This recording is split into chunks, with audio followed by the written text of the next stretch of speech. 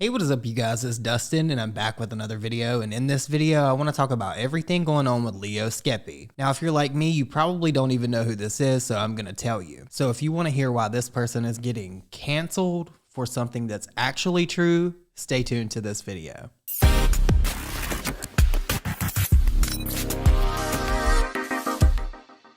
Now, before we get into this, I do want to put a disclaimer here because I'm not trying to offend anyone. If you want to check, I have lost a substantial amount of weight and I've kept it off over the past year. And I feel like it's important to talk about that and let you guys know that if you don't follow me, if I have new people watching this video, because they're going to come for me for agreeing with this guy. But what happened with Leo was a chain reaction of events that took place over the past 24 hours. And the people on TikTok were eating him up. Now, if you're like me, you probably don't know too much about who Leo is unless you use TikTok. I've seen him a few times. I believe he was on Trisha Paytas' podcast. Hey, welcome back, everyone, to Just Trish. Today we have a most amazing guest, the tallest, handsome, strappiest man I've ever seen, Leo Skepi. And I believe that he's done some content with Drew Afuelo. You need to be humbled, and I'll do it. Try and humble me. Okay, you go first, and then I'll go second. Right.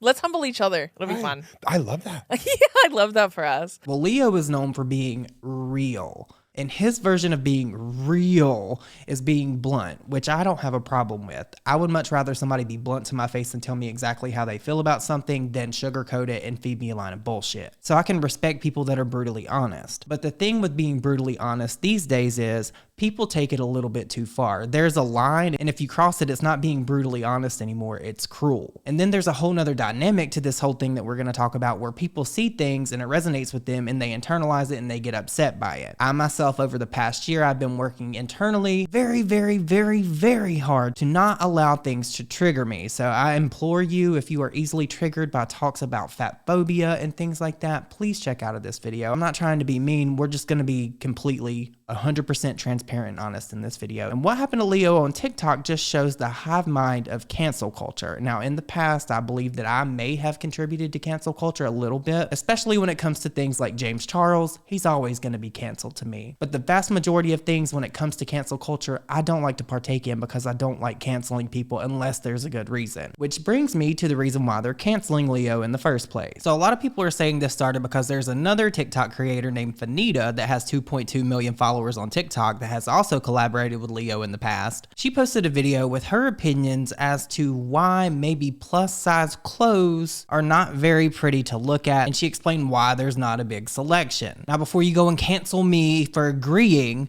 I agree, but I'm gonna explain after you guys watch this. Check this out. The reason your plus size clothing isn't selling is because your clothes are ugly as fuck. Y'all take the ugliest fabric known to man and make that shit a goddamn blouse. Nobody wants to wear that ugly ass shower curtain you call a shirt.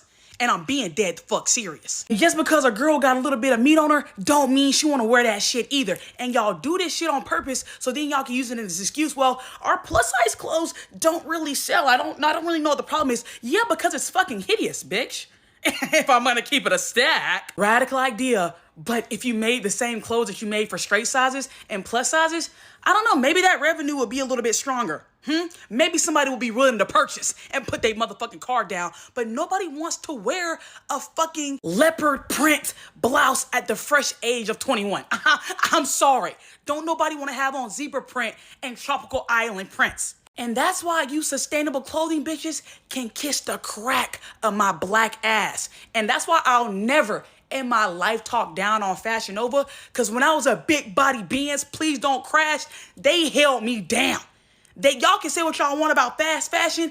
They hold the big girls down, but y'all skinny bitches don't give a fuck because it don't concern you. You can walk into any store and get anything you fucking want, and you don't give a fuck. Let me just go down to my local Goodwill and try to find some vintage Chanel in a 3X.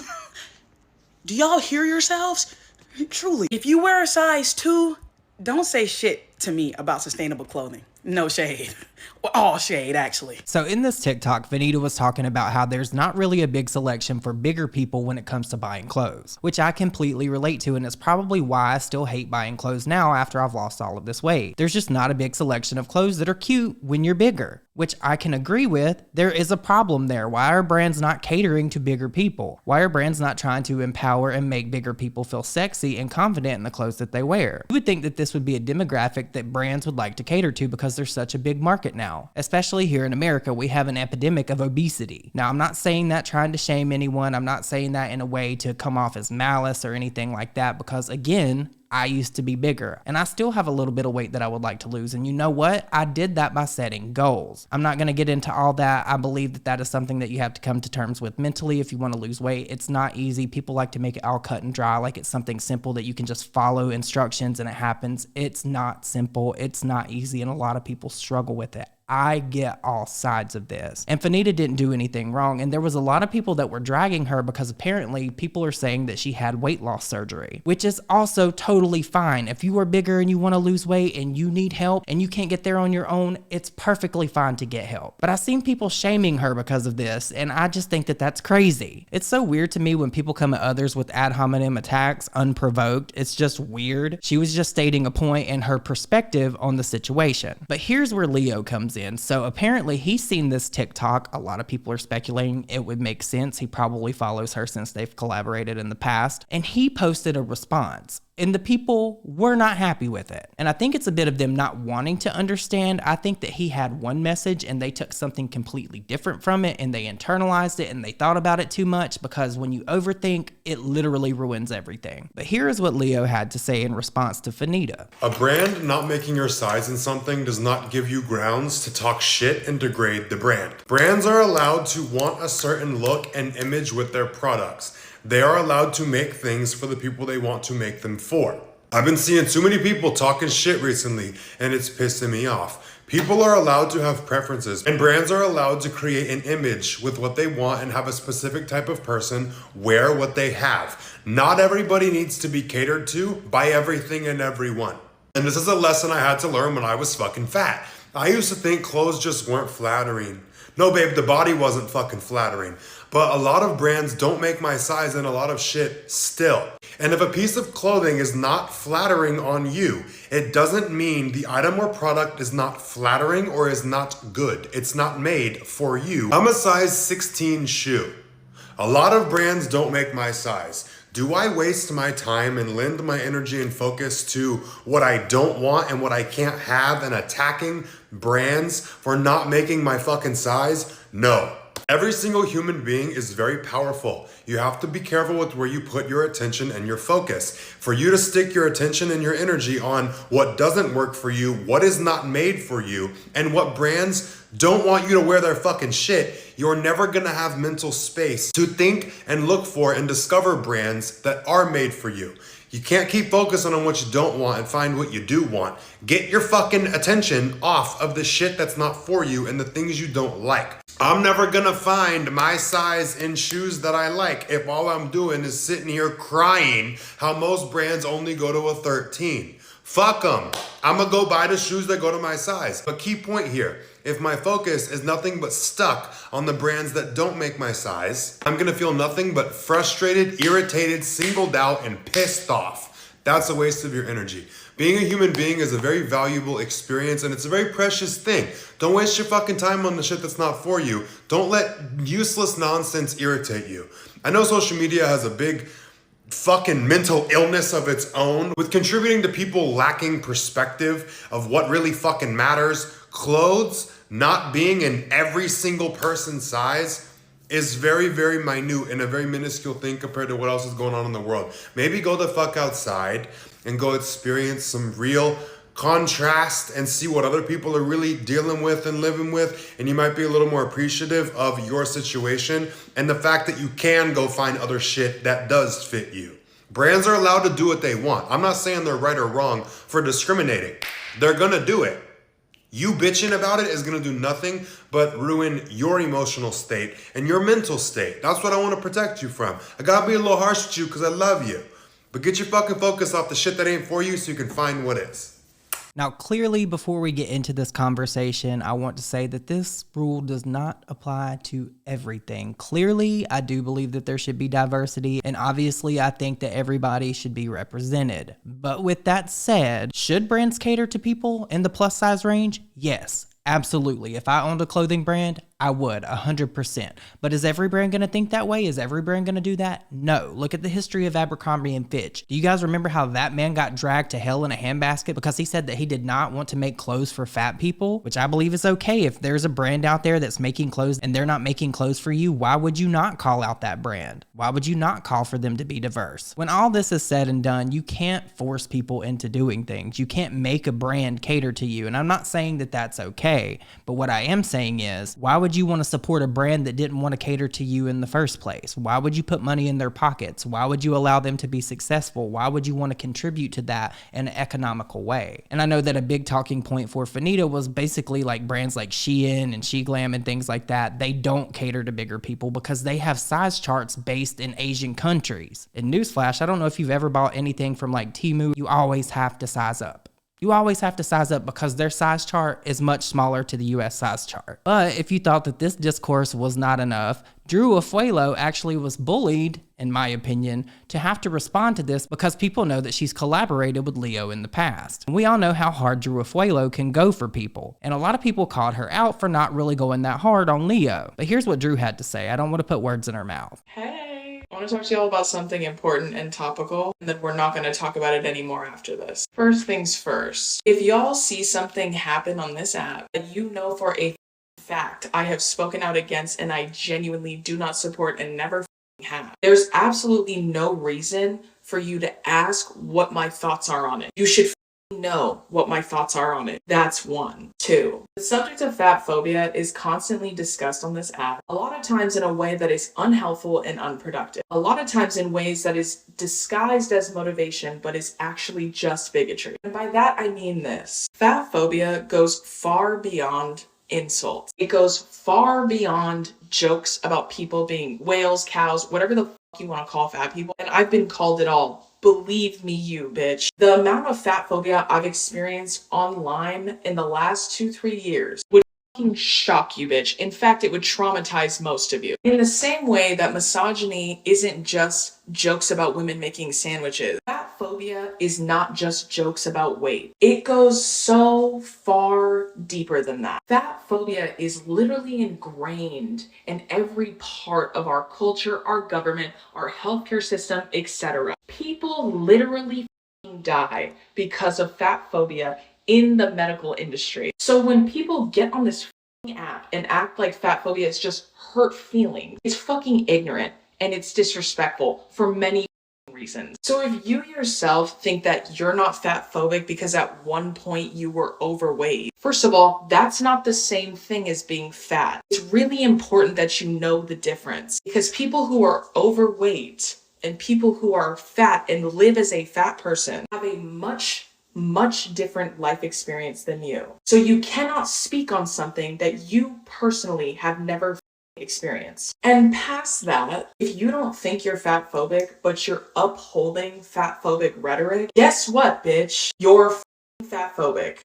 Sorry, don't know how else to break that to you, but 1 + 1 = 2. And last, stop blaming women of color for things that white people do on their own. They did that with their own brain and their own thoughts. Believe it or not, when we spend time with people in real life, they don't always show us shit like that, okay? Sometimes we find out when the rest of you do, and then we move accordingly. That's it. Love you. Bye. I just find this also messy. I feel like people get in their feelings because he said one thing and it can be perceived one way when he actually meant it another way. That happens a lot. It does feel like sometimes people just want to be offended by everything. And I really do feel like maybe his message was misconstrued. He seems to me at least like he's just very upfront and forward, which there's nothing wrong with, because at the end of the day, other people are not responsible for your reactions and your feelings. But once those words are said to you, it's what you do after that determines the outcome of that situation. You can be sad, you can be upset, you can be mad. There's a whole gambit of emotions you can feel. But if what that person said was based in fact, maybe you need to check yourself. Now, Leo did end up addressing this because he deleted the original video because after so much hate and him being dragged all night on the internet, I believe it became enough for him, so he posted a response and follow-up. Alright, to hit this properly, the ego is checked at the door. I got some shit to own up to. I deleted the video because it does the opposite of what I want to do. It made a lot of people feel unsafe with me, and that's the last thing that I want. So this is not going to be a sappy apology video and be manipulative to try and win anybody over. This all made me realize the time in my life when I was overweight actually does trigger the fuck out of me. And it's not the body and the way that I looked that triggered me. It's the painful mindset I was stuck in that I do not want to be reminded of. My whole childhood and early adulthood, I felt very trapped and powerless in a body and a mind that I hated. It wasn't my physical appearance. I thought it was. It was really feeling like I had no control over my life and what that perception did to me. And now whenever I feel powerless, I say jarring shit to myself to snap me out of an old mentality and look for empowerment. But me sharing that in the fucked up way that I did was to help a lot of you, and it ended up hurting a lot more of you instead because you feel like I judge you for the way that you look. It also made a lot of people feel like I was judging them for wanting to feel included. That's not what I stand for at all. I never want anyone to feel uncomfortable or unsafe around me, ever. But the way that I said things in that video made a lot of you feel disempowered and criticized instead of feeling like I was looking out for you. And that's always my actual intent, and that don't sit right with me. So the video's gone. But not finding my size in things is something I deal with daily. I'm 6'7" and a size 16 shoe. Clothes are a pain in the ass. Shoes, rarely ever find. Bags, the strap rarely long enough. It doesn't fit over my body. But that's a situation for me that makes me feel very powerless, is when my size is not made. And like I said, I say triggering shit to myself to look for the control I do have when I'm looking at things that make me feel disempowered. And when a brand doesn't make my size, I look at it like saying, fuck them, versus giving them my attention and begging them to include me or bullying them to include me. It's 2024. These brands know that people come in all shapes, sizes, and colors. They're aware. They're choosing not to make certain things. Either it's a financial decision or it's an attempt to actually exclude you. But my personal relationship to that is feeling disempowered and not giving any of my attention to it. But not everybody has my same relationship to this scenario or the same relationship to feeling powerless. And I don't like that my shit made a lot of people feel hurt. That's my thing to deal with. Everybody is allowed to freely speak their mind. Shouldn't have said that because I was doing it in that video. But the thing I should have communicated better was I find my power in absence. So I'm not going to give attention to the brands who don't cater to me.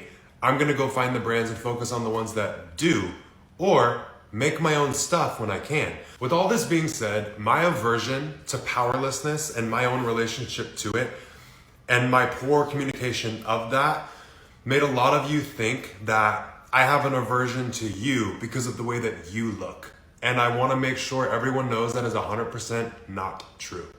I actually do want to say thank you to everyone who voiced their opinion and told me how hurt you were by this, because it really made me reflect. When people say I'm hurt, that's my wake-up call of like, you did something, because that's never my intent. So instead of sitting here and saying I'm sorry, because those are just words and they don't do anything for anybody, I'm gonna give you my word that I'm gonna continue to do any work necessary to make sure that you always know and feel that I'm looking out for you and I'm here to protect you. But now I want to know what you guys think about this. Obviously, my intentions with this video were not to offend anyone, and I hope I didn't. I would hope you guys know when I say that I understand both sides of this. I understand both sides of this wholeheartedly. But I want to know what your perspective is on this. Do you think he was wrong? Or do you think the people canceling him on TikTok were wrong? If you like this video, don't forget to like it. And if you made it this far in this video, leave me a green heart, because we're going to try to spread positivity today. But with that said, I'm going to get going and get this video posted. I hope you guys all have an amazing day, and I will see you all in my next video. Bye, guys.